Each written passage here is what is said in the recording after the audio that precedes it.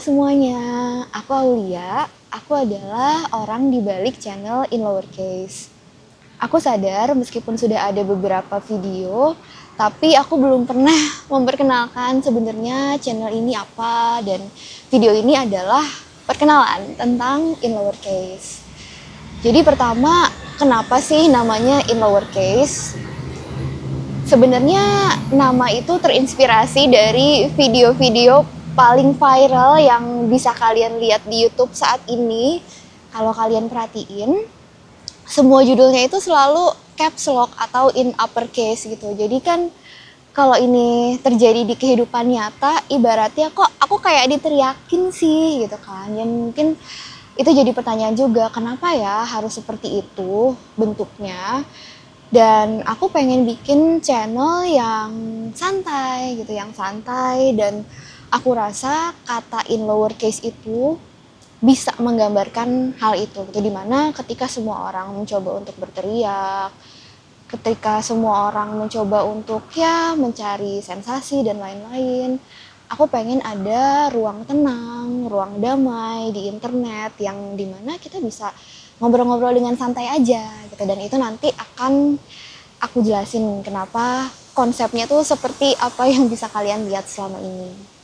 Jadi apa ya, aku pengen bikin channel itu tuh sebagai channel untuk refleksi, untuk kita sama-sama ngeliat ke dalam diri kita tanpa jadi self-centered atau jadi selfish gitu. Jadi aku pengennya memang sama-sama aja kita refleksi, dan aku pun di sini sifatnya sharing ya. Jadi nggak berarti aku tuh sangat-sangat paham juga dengan semuanya, tapi aku pengen di sini kita benar-benar sama-sama ngobrol. Dan ada satu yang aku rasa itu penting banget sih ketika kita ada di dalam healing journey kita. Kenapa tadi aku bilang gimana supaya nggak selfish atau nggak self-centered? Karena bagaimana kita berelasi dengan orang, menurutku itu adalah refleksi dengan bagaimana hubungan kita dengan diri sendiri juga. Bagaimana kita kenal dengan diri sendiri, bagaimana kita menerima diri sendiri, gitu. Sehingga ada ini kan, ada istilahnya hurt people, hurt others. Yaitu karena luka-luka yang nggak disembuhkan dari diri sendiri, itu bisa jadi kita proyeksikan ke orang lain gitu. Jadi semangatnya sih hopefully dari channel ini adalah aku pengennya heal people, heal others. Jadi kita ya udah dari conversation yang meskipun lewat secara digital ini, aku pengen kita sama-sama lah melihat ke dalam diri. Terus konsepnya itu sebenarnya agak-agak berbeda jauh dari yang aku inginkan sebelumnya. Jadi sebelumnya itu aku pengen konsepnya tuh memang intimate ya, kayak gini. Tapi yang aku kebayang adalah karena waktu itu aku sering banget voice note sama temenku, terus juga nggak sleep call sih sebenarnya, tapi aku suka banget telepon yang berjam-jam gitu. Terus kita ngobrol banyak hal. Nah, aku tuh pengen formatnya tuh seperti itu gitu, dimana aku juga bisa berbicara. Kalau misalnya kita lagi di kasur gitu kan ya, beda kan cara kita bicara dibanding ketika saat kita lagi beraktivitas, entah itu kuliah atau kerja. Ketika lagi ketemu orang, energinya, suaranya itu tuh lebih tenang kan. Nah, jadi itu juga salah satu kenapa namanya in lowercase gitu. Karena aku pengen aku berbicara nih sekarang dengan nada yang seperti ini aja. Dan kalau dipikir-pikir sebenarnya dalam keseharianku aku nggak sesering itu kok menggunakan tone ini. Jadi itu yang aku pengen. Jadi dari format tadi sebenarnya awalnya itu aku pengen bikin video di kasur pakai piyama gitu kan, pokoknya yang santai-santai aja. Tapi terus aku mikir kayak ini kayaknya people would take it the wrong way ya, dan kayaknya kurang bagus di situ gitu. Dan kebetulan ada salah satu temenku namanya Hiski. Halo. Nah, Hiski itu jual DJI Osmo dia, jadi jual kamera dia.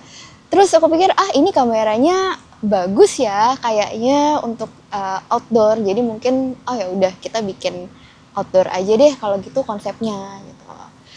Terus kebetulan lah aku juga ketemu sama ini teman-teman PK aku semua ya, ketemu sama Dias. Nah, terus dia ngajakin bikin podcast karena ada satu hari di mana kayak ini tuh abis acara PPI gitu ya. Kita sempat ngobrol lama banget dan di obrolan itu kita bahas hal-hal yang menarik sih menurutku, kayak bahas soal orang tua, bahas soal masa kecil dan lain-lain.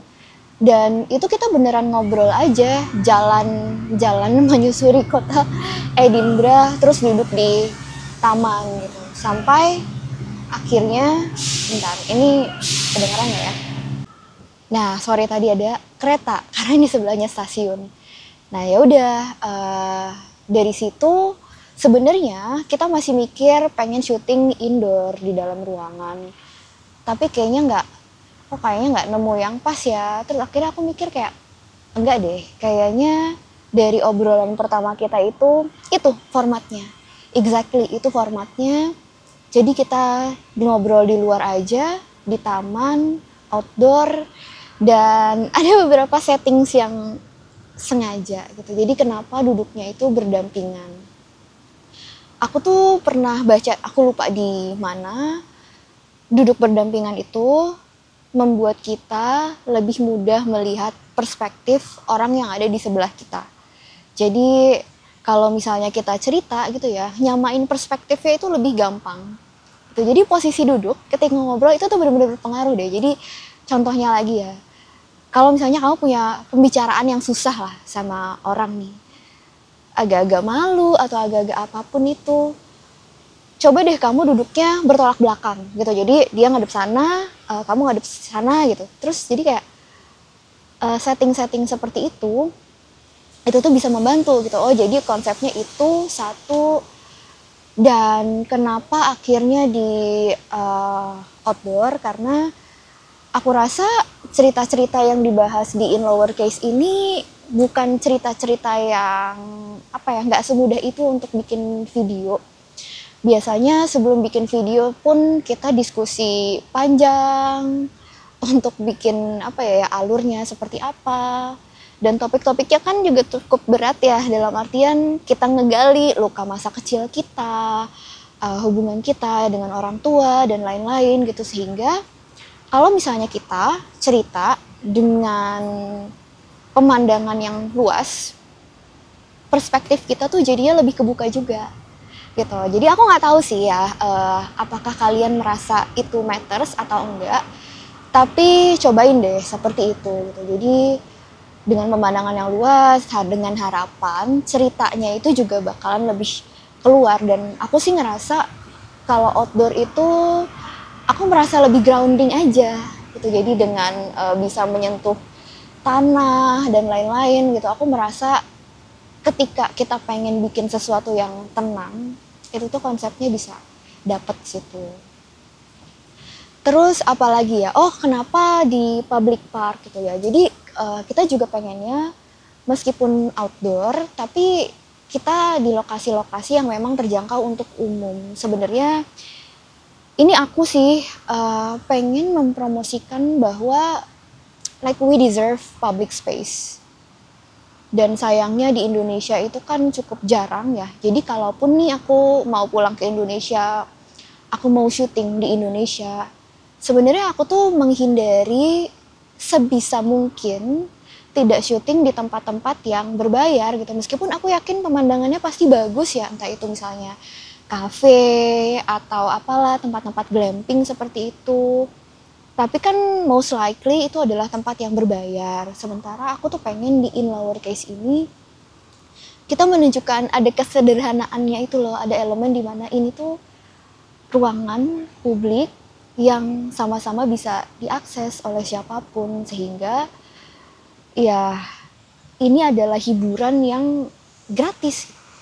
Jadi sorry, ini bakal nyambung ke urban space ya. Jadi mungkin di sini aku merasa orang-orang yang ada di UK, di sini atau dimanapun lah negara yang public space-nya lebih bagus, mereka take for granted bahwa mereka itu ada tempat-tempat untuk menciptakan koneksi yang berkualitas tanpa harus bayar gitu. Misalnya nih ya, kalau di Indonesia entah kita mau rekreasi sama keluarga atau kalian mau date sama siapa gitu, itu kan kita pasti selalu mikir kan kayak aduh ke mana ya, ngeluarin duit berapa nih kalau ke kafe, ataupun kita selalu fokus ke aktivitas-aktivitasnya gitu, misalnya aktivitas apa sih yang seru untuk dilakukan bersama gitu. Tapi balik lagi, semua itu kan butuh uang. Semua itu kan butuh uang, dan ya aku pengen mempromosikan bahwa nggak seharusnya kita tuh bisa loh punya space yang bisa diakses oleh siapapun juga, dan mau itu orang tua atau apapun, kita cuma bisa duduk ke taman, duduk, ngobrol, and it's great gitu, dengan pemandangan yang bagus gitu, dan akhirnya kita juga terbiasa untuk mengobrol gitu. Dan mungkin kalau suasananya seperti ini ya akhirnya kita juga terbiasa dengan ngobrol yang dengan nada yang lebih rendah tadi itu loh gitu, dan mungkin obrolan-obrolannya bisa ya lebih deep talk dan lain-lain gitu. Jadi itu sih awalnya, dan sebenarnya banyak yang nggak direncanakan juga, kayak misalnya kayak soal puisi yang ada di awal itu. Sebenarnya tuh waktu syuting video pertama itu aku asal aja sih, kayak ada puisinya bagus nih gitu, terus beneran dibuatin puisinya, terus aku jadi konsep nih. Jadi waktu itu tuh aku ada cerita menarik juga.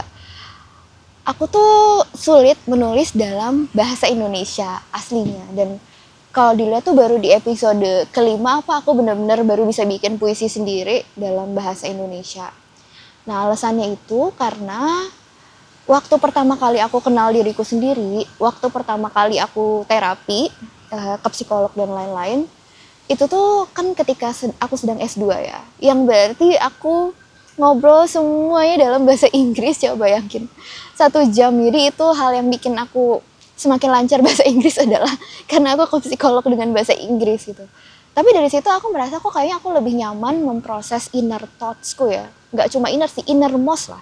Pemikiran-pemikiran terdalamku dengan bahasa Inggris gitu. Sehingga kalau nulis lebih nyaman itu, dan ya udah. Tapi mulai kesini aku makin belajar juga untuk ya bisa nulis dengan bahasa Indonesia dan connect lagi sama bahasa ibuku. Jadi ini ada hal-hal menarik deh, aku lupa penelitiannya, tapi ada orang yang meneliti juga gitu, koneksi kita dengan bahasa ibu itu juga berpengaruh dari misalnya ya kalau kita ada past trauma yang berkaitan sama negara kita dan lain-lain, itu tuh bisa seperti itu. Ya, jadi intinya itu sih sederhana gitu, dan aku pengen banget mengedepankan atau mempromosikan value dari hal simple, yaitu mengobrol. Karena aku rasa itu adalah hal yang cukup sulit dilakukan sekarang. Just having a good conversation, a nice conversation that energize you setelahnya, instead of merasa draining. Aku rasa lama-kelamaan tuh orang mulai kehilangan ability untuk itu. Bahkan ada bukunya sendiri gitu, how to have conversation gitu. Jadi sebenarnya aku tuh terinspirasi juga dari salah satu film favoritku. Enggak sih, 3 berarti. Jadi film favoritku itu adalah Before Trilogy, Before Sunrise, Before Sunset, Before Midnight. Dimana di film itu intinya kita cuma ngeliatin si tokoh utamanya itu mengobrol aja. Nggak ada cerita yang gimana-gimana, kok tapi betah ya gitu, kok tapi seneng ngelihatnya, kok tapi kayak insightful atau bisa relatable gitu. Nah jadi aku tuh pengen gitu loh melihat sih, aku pengen mereplikasi yang seperti itu gitu, dan memperlihatkan bahwa kadang-kadang kita nggak perlu tahu 2 orang ini siapa gitu. Bahkan kalau sekarang aku ditanya 2 tokoh utamanya si Before Trilogy ini sebenarnya apa sih, ketika mereka ketemu nggak tahu lagi aku. Nggak tahu mereka umur berapa, nggak tahu backgroundnya itu apa, nggak tahu ya latar belakangnya, nggak tahu gitu. Tapi I could enjoy their conversation gitu. Dan sebenarnya itu yang pengen kami lakukan di awal gitu loh. Jadi kami nggak pengen cerita soal backgroundnya seperti apa, terus kita tuh siapa sih gitu, kami tuh siapa, nggak pengen cerita sebenarnya. Tapi kok setelah coba untuk bicara di depan kamera, ada beberapa hal yang perlu konteks gitu. Kenapa kamu bisa seperti itu? Perlu ada nge-reveal atau nge-disclose sedikit soal identitas kamu sebelumnya gitu. Jadi ya udahlah kalau gitu aku cerita aja gitu. Ya aku di sini mahasiswa PhD dan lain-lain gitu. Tapi sebenarnya bukan itu topik utamanya gitu. Dan ya aku juga nggak pengen menjadikan this whole channel as like promoting study abroad or anything, enggak juga, karena ya kebetulan aja settingnya lagi di sini, lagi di luar. Ya udah gitu, dari situ aku menyadari value of conversation sih bener-bener. Dan aku merasa bench atau apa sih bahasa Indonesia, kursi taman ya, kursi taman itu jadi satu produk yang menurutku sangat romantis gitu loh. Dan I don't know, ini nggak hanya, maksudnya romantis tuh nggak hanya soal pasangan ya, tapi aku juga berpikir gitu, kalau misalnya aku bisa ngobrol di sini sama orang tuaku, sama nenekku, sama siapapun itu, tanpa distraksi lainnya gitu. Kita tuh cuma fokus duduk di bench itu, ngelihat pemandangan yang luas, dan kita menggali pikiran kita yang luas. Ini isinya apa sih? I really want to know what's on your mind. I think that's beautiful gitu. Ketika kita benar-benar bisa mencoba untuk ada di perspektif orang lain dan tidak ada distraksi gitu ya, nggak ada aktivitas lain yang bisa kita lakukan ya, mungkin selain ngopi atau apa gitu ya. Ya udah, aktivitas utamanya itu adalah ngobrol gitu. Sama dengan CB4 Trilogy tadi gitu, nggak perlu ada action yang gimana-gimana, nggak perlu ada special effects yang gimana-gimana. It's just two people talking, tapi enak aja gitu. Nah itu sih, dan ya apa ya, contoh lainnya mobil sih, misalnya mobil ya. Mobil itu menurutku juga adalah salah satu lokasi yang sangat intimate untuk ngobrol. Nah mungkin ada orang-orang juga yang hobinya late night drive atau apapun gitu. Menurutku kan itu juga adalah salah satu experience yang sama ya, dimana kita bisa having a conversation dengan seseorang di lokasi yang sangat tertutup gitu. Kita ngeliatin jalan, lampu-lampunya dan apapun gitu. Tapi ya sama, sebenarnya main activity-nya itu adalah ngobrol gitu. Coba bayangkan betapa tidak menyenangkannya lah kalau misalnya kita semobil gitu kan sama orang yang kita nggak suka, mungkin akhirnya cuma diem-dieman doang, awkward, padahal perjalanannya misalnya lebih dari sejam gitu, kayak bingung gitu kan. Nah, ya itu sih yang aku pengen sampaikan tuh, bahwa ada hal-hal yang sangat menyenangkan from the small thing, like hal yang sangat simple, yaitu having a conversation ini. Jadi kalau aku berkeluarga nanti yang bakalan aku beli pertama kali itu adalah meja makan nomor 1, karena sekarang aku sadar gitu, di antara sibuknya kita untuk punya satu waktu di mana kita semua berkumpul, duduk sambil makan is a huge privilege gitu, karena banyak juga keluarga yang nggak bisa having a conversation gitu. Mereka nggak bisa bener-bener ya udah diem aja ngobrol lama, itu tuh bisa jadi banyak yang nggak bisa juga gitu. Dan aku pengen membangun kemampuanku sendiri lah setidaknya ya, untuk punya skill untuk having conversation itu. Jujur ya, channel ini juga sangat membantu well-being aku selama PhD ini, karena aku bisa sejenak keluar dari rutinitasku, dari studiku. Jadi studiku yang menurutku cukup berat gitu, karena ngomongin soal ethics, AI, dan sebenarnya aku juga pengen sih menjadi narasumber secara profesional mungkin ya, yang dimana aku itu cerita tentang bidang studiku dan apa yang aku pelajari. Kayak misalnya aku tuh punya impian juga, suatu hari aku pengen nih ngisi kelas pakar di Malaka gitu. Itu impianku gitu, tapi aku sendiri tidak ingin menjadikan channelku sebagai channel edukasi. Karena kalau channel edukasi nanti tema tentang AI. gitu. Jadi ini temanya adalah ya kita juga pengen istirahat gitu, dan ya pengen dikenal sebagai kita as a person gitu. Aku as a person tuh seperti apa, dan di luar dari aku sebagai identitasku sebagai seorang mahasiswa PhD, sebagai seorang mantan dosen gitu, sebenarnya apa sih hal-hal lain yang menarik ternyata bisa kita sharing sama-sama. Jadi kayak gitu. Atau mungkin karena itu juga ya, karena risetku banyak di AI ini, aku malah jadi lebih menghargai human. Human intelligence, human creativity, whatever. Tentang being human aja, aku bener-bener merasa, oh gila ya, it's an amazing experience loh, being human. Dan aku pengen mengeksplor itu. Jadi it's about being human and what it means to be human, dan hopefully kita bisa discover itu sama-sama. Terus ada beberapa orang kan yang nanya lah, aduh lain kali bintang tamunya ini dong gitu, mungkin bisa undang siapa gitu ya.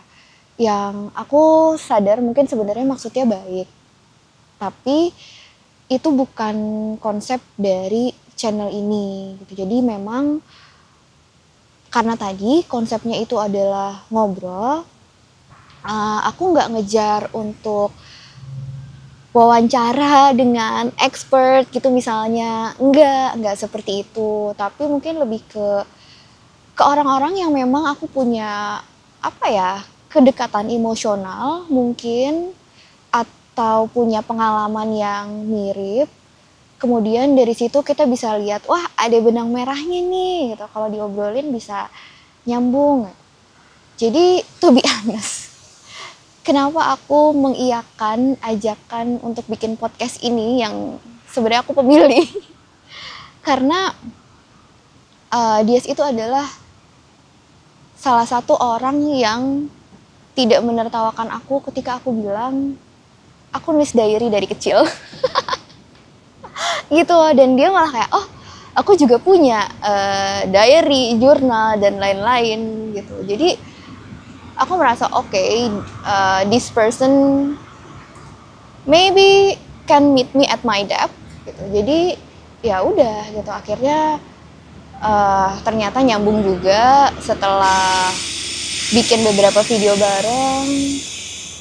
Jadi kalau misalnya konsepnya itu biasanya ya, kalau podcast itu kan memang mengundang narasumber, tapi ini tuh lebih ke daily life gitu. Dimana kalau di riset, karena aku researcher, jadi riset itu kan ada yang positivis, dimana itu very very hard science, hard engineering. Di situ semua harus dibuktikan oleh uji lab dan lain-lain, harus terukur. Di satu sisi itu ada mazhab selanjutnya, itu yang namanya interpretivis. Nah, interpretivis ini adalah dimana kita ngelihat hal-hal yang abstrak, agak abstrak, dan yang nggak semua experience itu bisa diukur tadi gitu. Dan di sini aku pengen menyampaikan juga bahwa nggak semua itu harus dari expert ya, dan bukan berarti kita pura-pura jadi expert, tapi di sini yang ingin aku offer adalah mungkin semacam peer support kali ya. Itu dimana mungkin analoginya kalau misalnya kita ke psikolog gitu, ya tentu saja dia profesional, dia bisa kasih masukan secara akademis, secara science based, tapi nggak semua itu bisa diukur dari sesuatu yang science based tadi. Karena mungkin aku juga ada di kualitatif riset ya, perspektif kalian, pemikiran kalian, itu juga berharga. Misalnya kalau ada psikolog nih, dia mau studying orang dengan skizofrenia gitu misalnya. Yang dia lakukan itu apa sih? Ngobrol kan? Ngobrol dengan orang yang punya skizofrenia. Sekarang kalau dibalik, jadi letak pengetahuannya itu di mana? Apakah itu di kemampuan analisisnya, si psikolog ini, atau kemampuan orang skizofrenia ini untuk membahasakan apa yang dia rasakan gitu. Jadi instead of pretending to be expert in something yang aku juga mungkin gak expert di situ, makanya yang di sini yang aku lakukan adalah sharing aja pengalamanku. Aku pernah terapi dulu seperti ini awalnya, dan biasanya sih itu juga yang dibutuhkan sih, peer support itu. Jadi satu hal lah kita ngomong dengan profesional yang bisa ngasih tahu, oh kondisimu tuh ini, bisa ngajarin. Tapi bahkan dalam psikologi tadi misalnya kita ketemu orang-orang yang oh kita punya kondisi yang sama nih, apapun itulah, misalnya apa ADHD gitu misalnya, ngobrol dengan orang-orang yang punya kondisi yang sama, atau ketika belajar kan ada tutoring ya. Tutoring itu nggak mesti sama dosennya kan, karena kalau sama dosen tuh kayak ada gap gitu loh, ada gap antara ngomong sama dosen dan mahasiswa. Kalau tutor, nah sama-sama mahasiswa tapi kan biasanya kakak kelas. Nah jadi ada value-value tersendiri di mana kita tuh bisa ngobrol dengan orang yang berjarak dengan lebih dekat, dan itu sebenarnya konsep dari in lowercase ini gitu ya. Jadi instead of bener-bener pure ngasih informasi atau edukasi, aku lebih pengen berbagi perspektif, berbagi cerita, berbagi pengalaman yang lebih casual. Dan itu juga alasan kenapa akhirnya syutingnya itu di outdoor gitu, sederhana. Karena kalau misalnya di studi fenomenologi itu, kebetulan sekarang aku risetnya tentang itu sih approach-nya. Jadi kita tuh benar-benar melihat kondisi as it is. Jadi makanya nggak terlalu banyak editing, nggak terlalu banyak gimmick atau apapun gitu. Bahkan kalau ada yang sadar, aku nggak pernah ngomong ayo subscribe gitu. Bukannya nggak mengharapkan subscribe sih, tapi aku tuh pengen experience ini adalah experience kayak kita ngobrol gitu loh. Kan masa kamu lagi ngobrol sama orang subscribe ya kayak gitu kan. Jadi kayak aku tuh pengen ini tuh experience bener kita lagi ngobrol bareng tadi di settings yang intimate. Kalau misalnya mau subscribe ya aku seneng, tapi kalau nggak pun ya nggak apa-apa. Nggak apa-apa gitu. Jadi itu sih kesederhanaannya, dan nggak banyak mungkin pengennya lebih santai aja sih. Jadi itu perkenalan dari channel in lowercase ini, mudah-mudahan cocok buat kalian tuh. Dan seperti yang aku tulis di deskripsi YouTubeku juga gitu, not everything needs to be loud to be heard. Jadi mudah-mudahan dari channel ini kita bisa sama-sama belajar untuk tadi valuing honest raw conversation with people, anyone. Terus juga bisa valuing hal-hal seperti refleksi diri, ngeliat ke dalam diri. Dan kalau aku pribadi sih benar-benar ngerasain impact-nya gimana. Semakin aku berkaca ke diriku sendiri, semakin aku bisa memperlakukan orang lain dengan baik ya. Siapapun itu, mau pasangan, teman, orang tua. So that's it. Sampai jumpa di video berikutnya. Dadah.